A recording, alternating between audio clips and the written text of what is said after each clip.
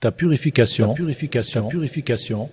Allah a demandé aux musulmans de purifier son intérieur du shirk, impiété, polythéisme, idolâtrie, etc. et des maladies du cœur telles que la jalousie, l'orgueil, la rancune, mais aussi de purifier son extérieur en le débarrassant des souillures et des saletés. S'il fait cela, il mérite d'être aimé par Allah conformément à la parole divine.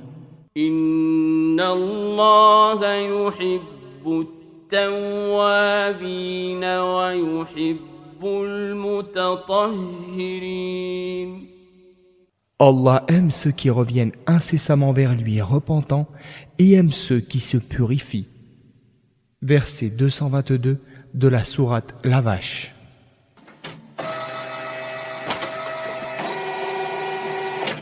Sommaire du chapitre. Signification de la tahara, la purification. La purification consistant à se débarrasser de la najasa, saleté, souillure tangible. Se purifier de la najasa. Manière de se laver les parties intimes et de faire ses besoins. L'impureté abstraite, al-hadath. L'impureté mineure et les ablutions, wudu. Comment faire les ablutions? Comment faire mes ablutions et me débarrasser de l'impureté mineure? L'impureté majeure et le bain, ghusl. Comment le musulman se purifie-t-il de la janaba ou de l'impureté majeure dans le cas où l'on ne peut pas utiliser l'eau?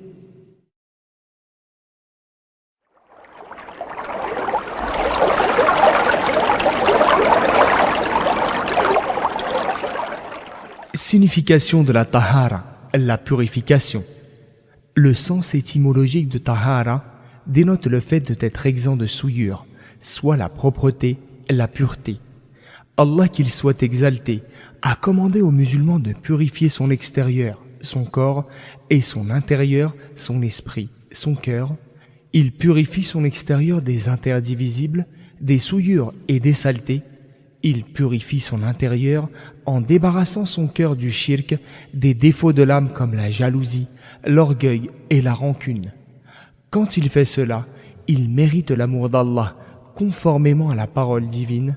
Inna Allah yuhibbu at-tawwabin wa yuhibbu al-mutatahhirin. Allah aime ceux qui reviennent incessamment vers lui, repentants, et aime ceux qui se purifient. Verset 222 de la sourate La Vache.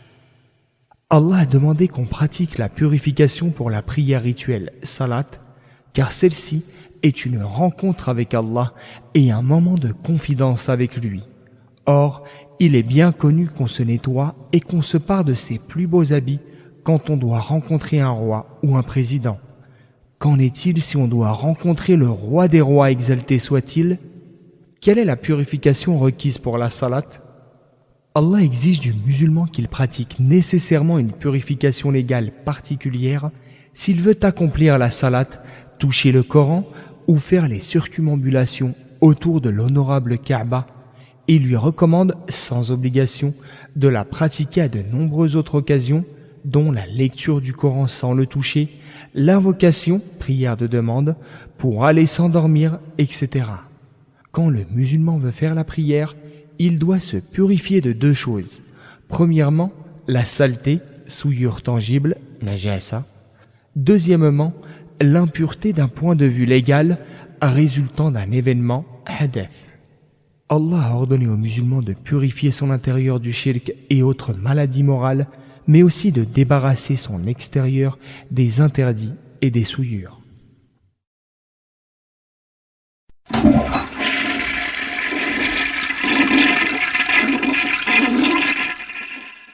La purification consistant à se débarrasser de la najasa, saleté, souillure tangible. La najasa, ce sont les choses tangibles, concrètes, que la loi religieuse considère comme sales et qu'elle ordonne d'enlever et de s'en purifier afin de s'acquitter des dévotions. Le jugement initial concernant toute chose est la licéité et la pureté, la saleté n'étant qu'accidentelle.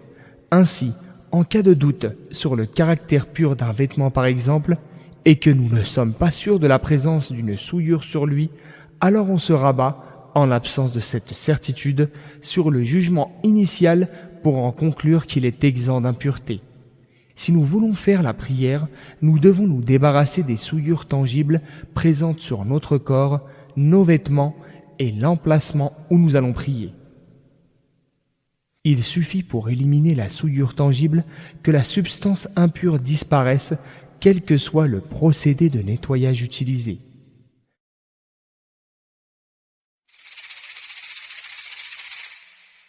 Les choses impures sont, premièrement, l'urine et les selles des humains. Deuxièmement, le sang, une petite quantité et négligeable pardonnée. Troisièmement, l'urine et les excréments des animaux dont la viande est interdite à la consommation. Quatrièmement, le chien et le cochon. Cinquièmement, les animaux morts, c'est-à-dire tous les animaux morts à l'exception des animaux dont la viande est licite s'ils ont été tués selon la façon légale. En revanche, les cadavres d'humains, de poissons et d'insectes sont purs.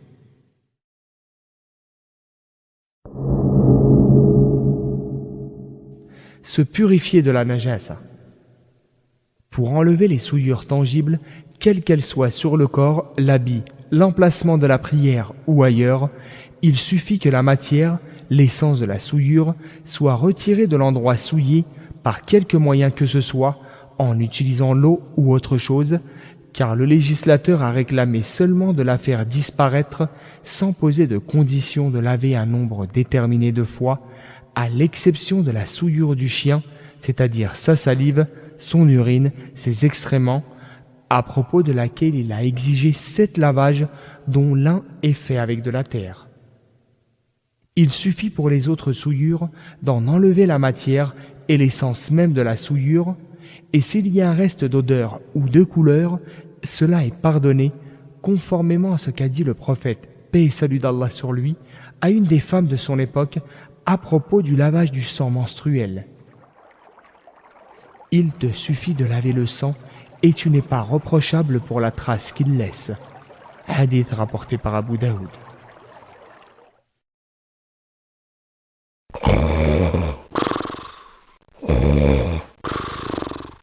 L'impureté abstraite, al-hadath. L'impureté appelée hadath est un état qui, s'il affecte l'homme, l'empêche d'accomplir la prière, à moins qu'il se purifie. Ce n'est pas quelque chose de matériel et sensible comme la najasa. Le musulman devient exempt de hadith, d'impureté immatérielle, s'il fait des ablutions ou un bain avec de l'eau lustrale. Une eau lustrale ou purifiante, ma tahur, est une eau ne contenant pas une impureté tangible, najasa, et dont la couleur, le goût et l'odeur ne sont pas altérés par elle. Les hadiths, l'impureté abstraite, est de 2 sortes. Un hadith qui nécessite de l'homme qu'il fasse les ablutions pour s'en défaire, on l'appelle hadith asrar, impureté abstraite mineure. Un hadith qui nécessite pour s'en défaire que la personne fasse un lavage complet du corps, on l'appelle hadith akbar, impureté abstraite majeure.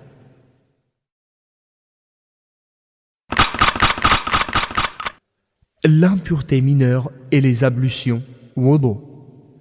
L'état de pureté du musulman est annulé et celui-ci devra alors faire les ablutions afin de pouvoir prier dans le cas où il est affecté par l'une des causes annulatives nawaqid suivantes.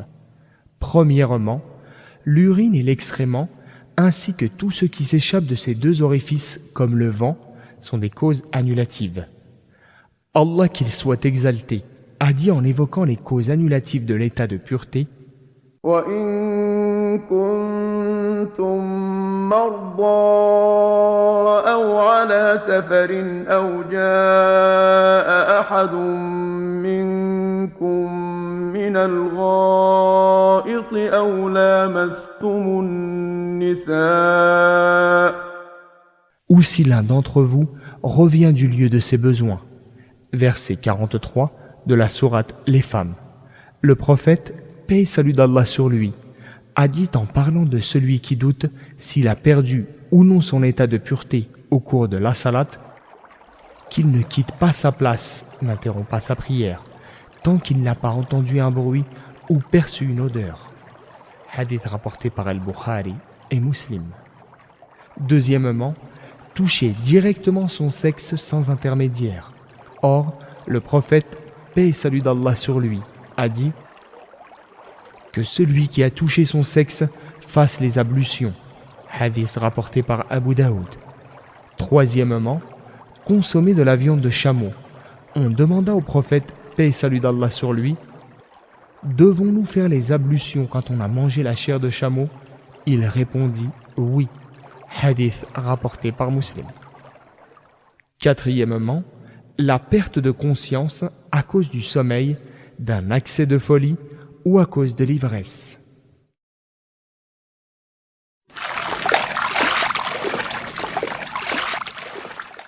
Comment faire les ablutions?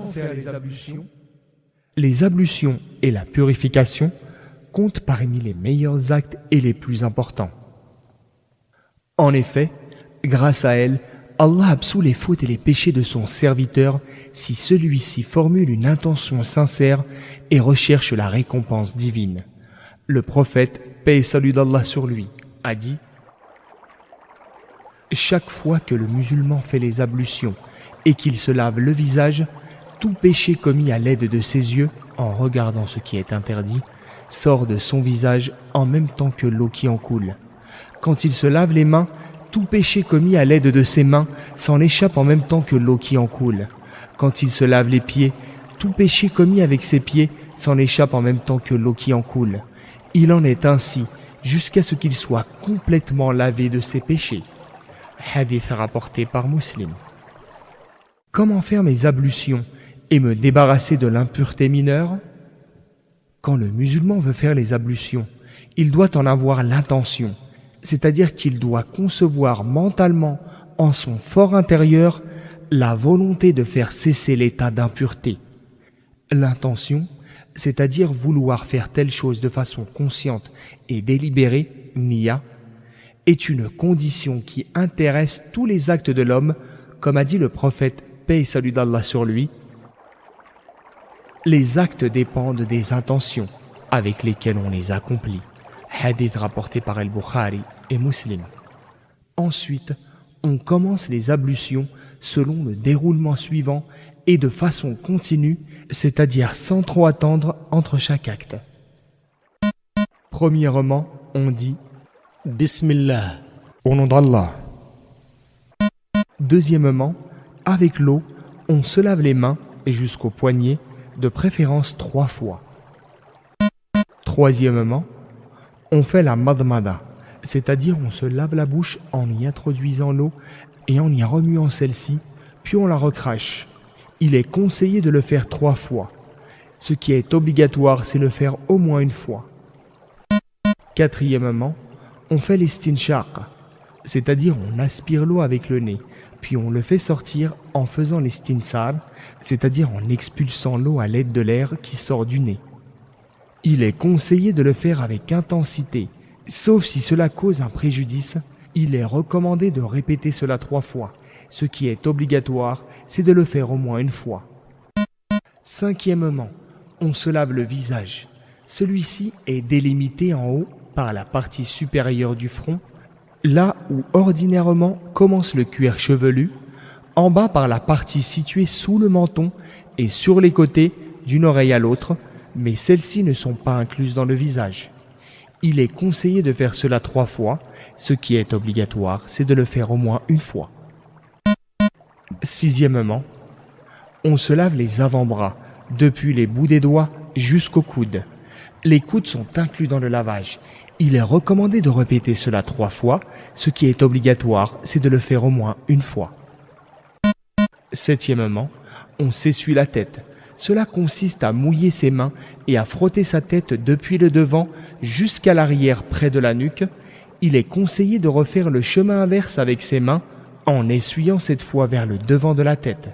Il n'est pas conseillé de répéter cela 3 fois, comme cela est le cas pour les autres membres. Huitièmement, on s'essuie les oreilles, c'est-à-dire qu'après s'être essuyé la tête, on met ses index dans les oreilles et avec les pouces, on frotte la face externe des pavillons.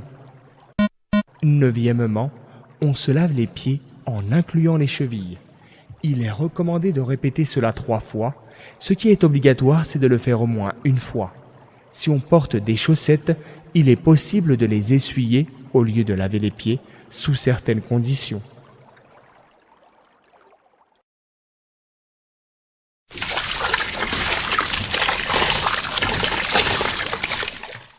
L'impureté majeure est le bain, ghusl. Ce qui implique le bain, ce sont les actes qui nécessitent du musulman qui les a faits qu'il fasse le bain avant de faire la salate et les circumambulations. Avant qu'il n'ait pris son bain, on dit qu'il est atteint d'une impureté majeure. Ces choses en question sont, premièrement, l'expulsion jouissive de sperme, de quelque façon que cela ait lieu et quel que soit l'état, durant l'état de veille ou pendant le sommeil. Le sperme, mani, c'est le liquide blanc et épais qui est éjaculé lors de l'orgasme. Deuxièmement, le quoi. Il faut entendre par là l'introduction de la verge dans le vagin, même sans éjaculation. Pour que le bain soit requis, il suffit que le gland au moins ait pénétré. Allah exalté soit-il, a dit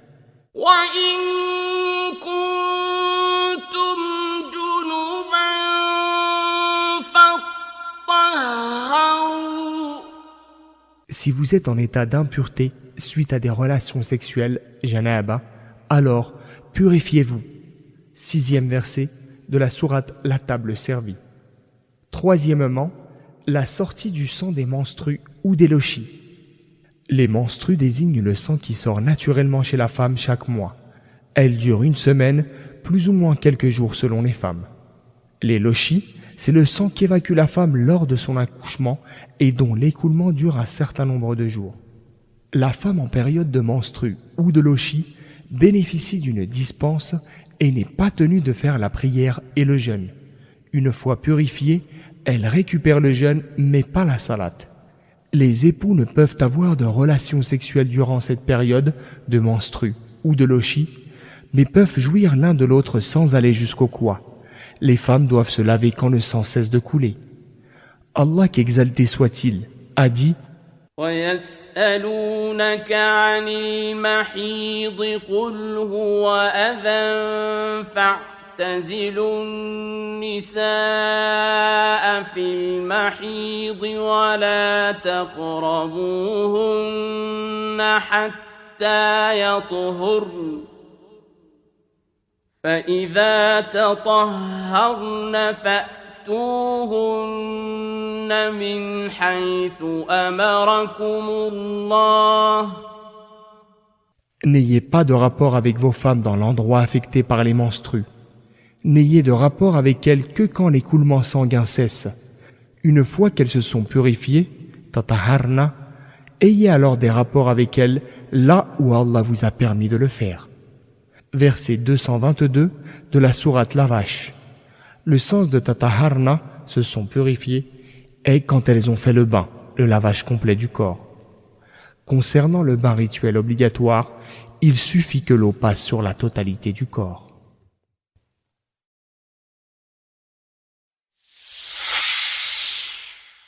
L'essuyage des chaussettes. En vertu de l'indulgence de l'islam, le musulman a la possibilité, au cours des ablutions, d'essuyer à l'aide de sa main mouillée le haut de ses chaussettes ou de ses chaussures qui couvrent complètement le pied, ceci à la place de les laver, à condition de les avoir enfilés en étant purifiés par les ablutions. Il peut faire cela pendant une durée de 24 heures s'il est résident et 72 heures s'il est en voyage.